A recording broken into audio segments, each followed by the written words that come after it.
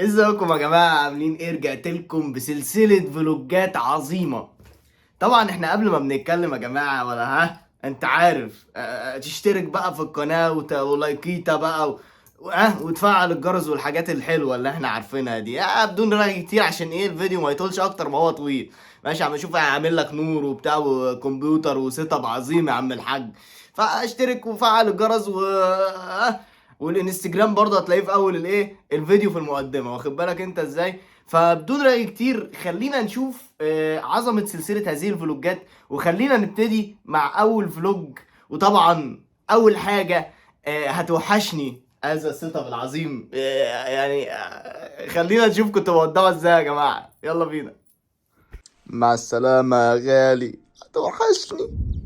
طبعا يا شباب احنا دلوقتي حاليا في القطر، احنا اتحركنا الساعة 5 الظهر كده، 5:05 مثلا فدلوقتي الساعة 7.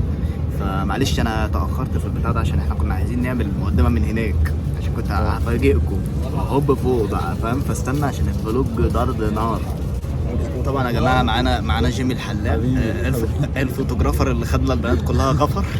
واخد بالك انت ازاي؟ يا جدعان اشتركوا في قناتي، والله قناتي بجد تستاهل. بص يعني انا ما شفتش قناه زي كده خالص، متنوعه. الراجل ده بيفهم، ويعني على طلاق. بص يعني حبيبي، اشترك بقى في القناه وفعل الجرس عشان عيب، عشان تجيلك الفيديوهات اول باول. اهم حاجه تفعل الجرس. حبيبك يعني مش بص.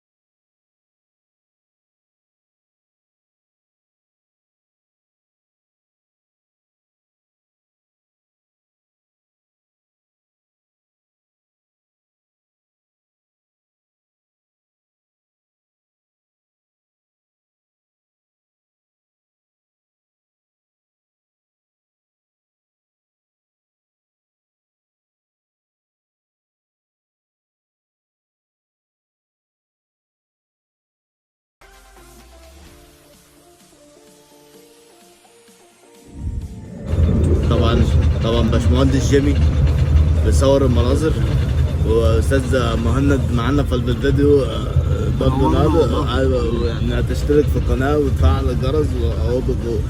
بس انتوا طبعا يا جماعه يعني عارفين المشكله في ايه؟ الراجل ده عارف المشكله في ايه؟ ان انا عايز انام. قلب محطة أسوان نحدثكم يا جماعة، يعني إن شاء الله الفيديو هوب فوق يا عم الحاج، واتفضل كل فيديو واعمل سبسكرايب. بقول لك أهو، يلا يا عم. احنا ركبنا الأتوبيس بسلام، نزلنا من المحطة. طبعا أنا طلع ديني وأيماني. فالحمد لله الأتوبيس لسه فاضي، محدش لسه جه، بس احنا قلنا نهبق على المكان يعني عشان نحجز مكان أنا والراجل الحلاق اللي واقف ده. ايوه سامع حلاق عايز اوش الجنبين وارفع الششوار عشان شعريش. ف بس يعني رحله كانت طويله وشاقه جدا يعني يا جماعه، فعلى الله حكايه. هنقفل وفي كروز جامده قوي، احنا في اسوان هنا خراب، انتظروا بقى.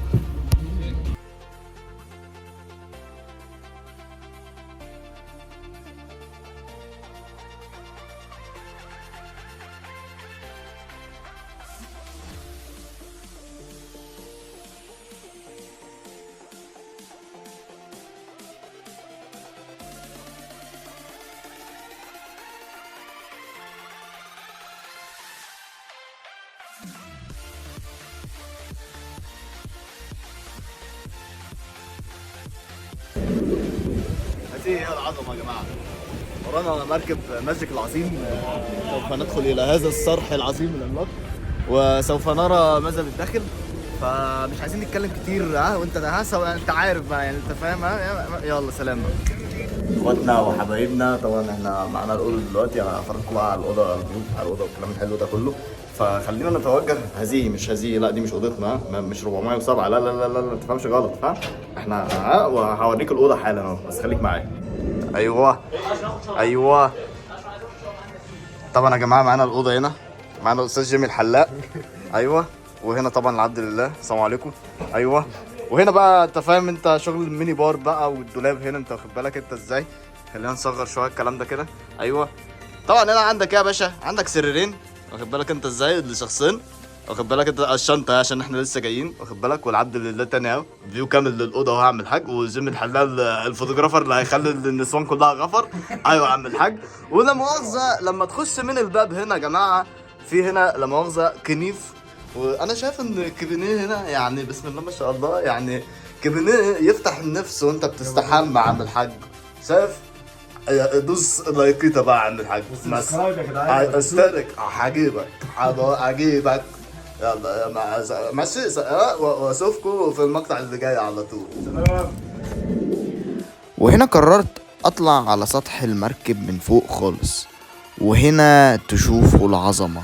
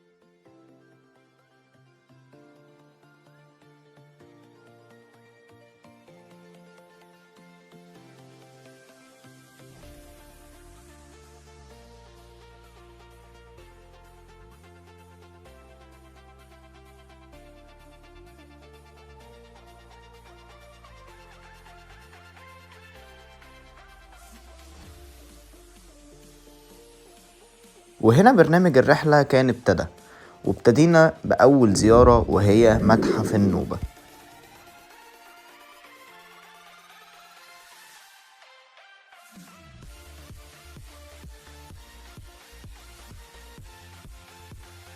طبعا يا جماعه ده غالبا نهر النيل، يعني انت واخد بالك انت ازاي. كبر لكم شويه كده، في اثار هناك ومعابد اهي، واخد بالك انت ازاي. واخد بالك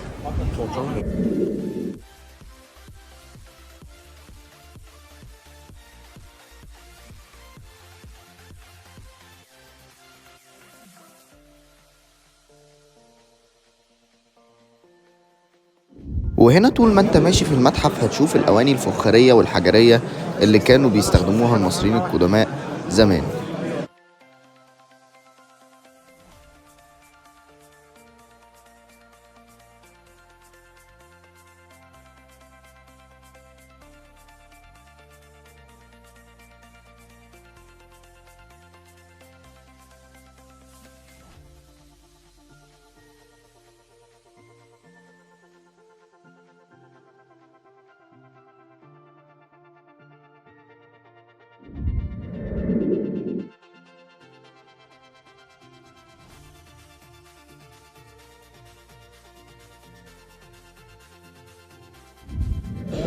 طبعا يا جماعه دي اول مرآة بدايه اهو، وهذه هي ادوات الصيد للمصري البدائي.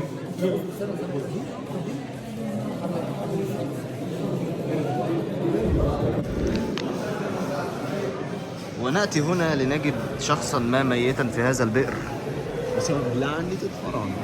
ايوه على رأي جيمي على عشان لعنة الفراعنة. جنبه الاواني اللي هم كانوا بيعتقدوا بالبعث والخلود، ان هو هيصحى بقى وياكل، فاهم انت ازاي؟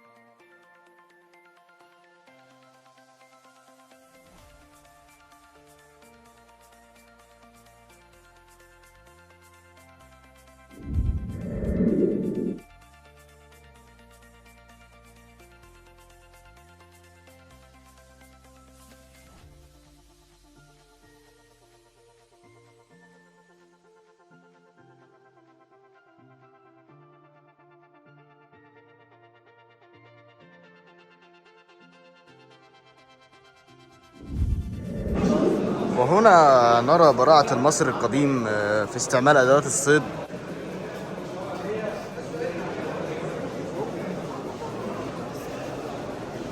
غالبا دي لعبة الشطرنج بقى زمان ولا ايه دي، مش عارف. طبعا هذا تاج من تيجان الملوك زمان، وهذا نوع آخر، واخد بالك انت ازاي؟ ثلاث تيجان من الفضة اهو. ده تاج تالت اهو. طبعا هنا في شوية مجوهرات بقى وحبشتكنات، انت فاهم؟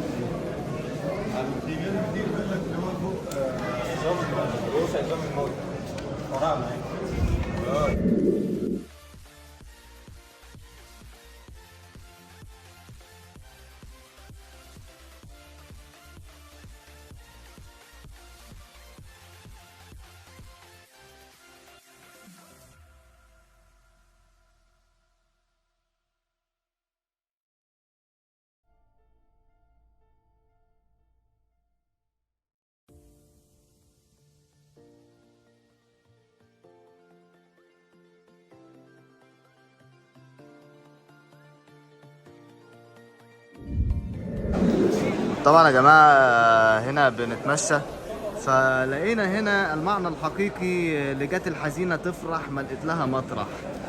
أو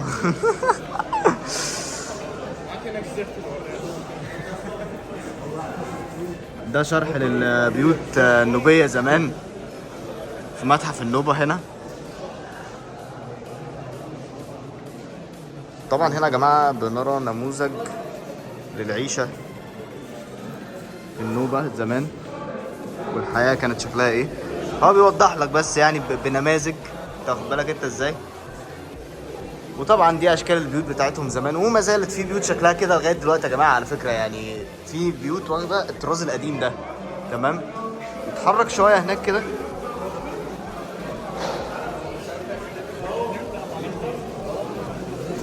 ونرى هنا بقى العادات والتقاليد يا جماعه، والمدينه وازاي كانوا بيقعدوا، والاشجار والنباتات. طبعا هنا المشهد عن قرب شويه يا جماعه، نفس طراز البيوت برضو بالقفل بتاع الباب. طبعا هذا القفل معروف لغايه دلوقتي في بعض الاماكن في الصعيد.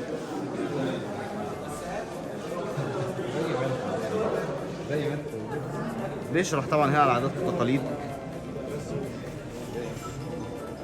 والاشجار والرسومات. كل ده بيعبر عن الحياه النوبيه زمان، وما زالت بعض التقاليد موجوده منها يعني. طبعا هنا بنرى ادوات الفلاح المصري القديم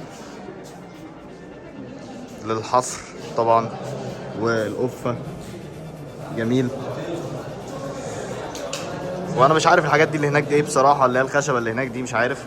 بس طبعا هنا في جاروف ومش عارف ايه جاروف تاني زيه هنا. حياه الفلاح النوبي زمان. وانتهت جولتنا في متحف النوبة. دلوقتي هنخش على متحف النيل.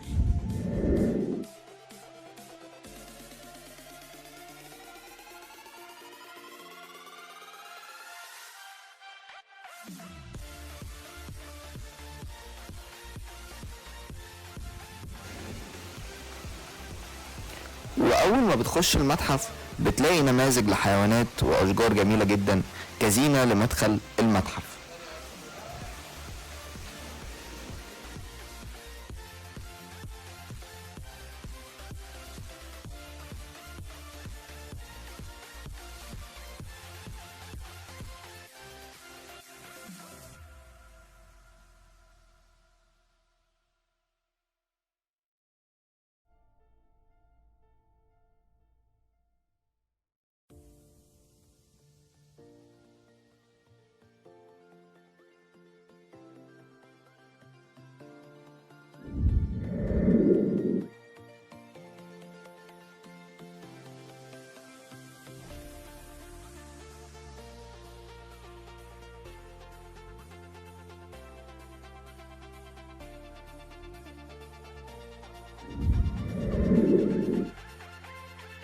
وهنا كان حاطط مجسم علشان يشرح خزان أسوان.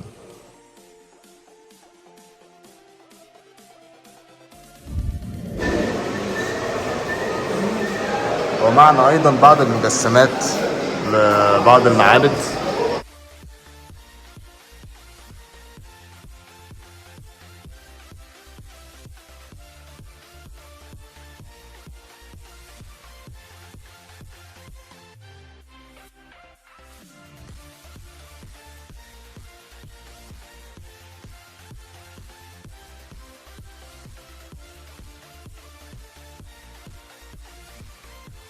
وده ماكيت توضيحي لمعبد أبو سمبل.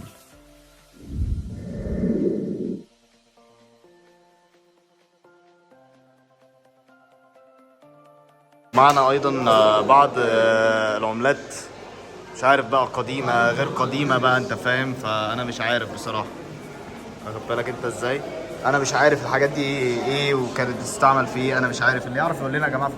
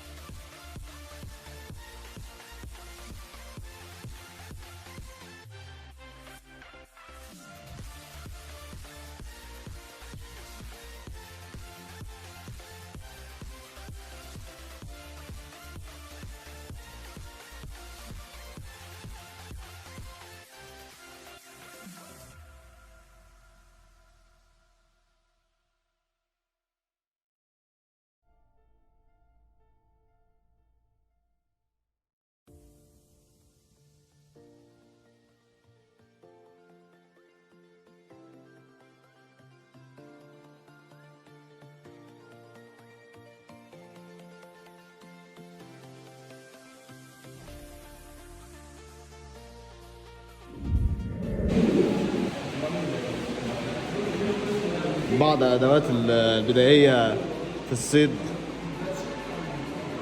تمام. برضو نقرا الديسكريبشن عشان ما ناخدش على عينينا. الو.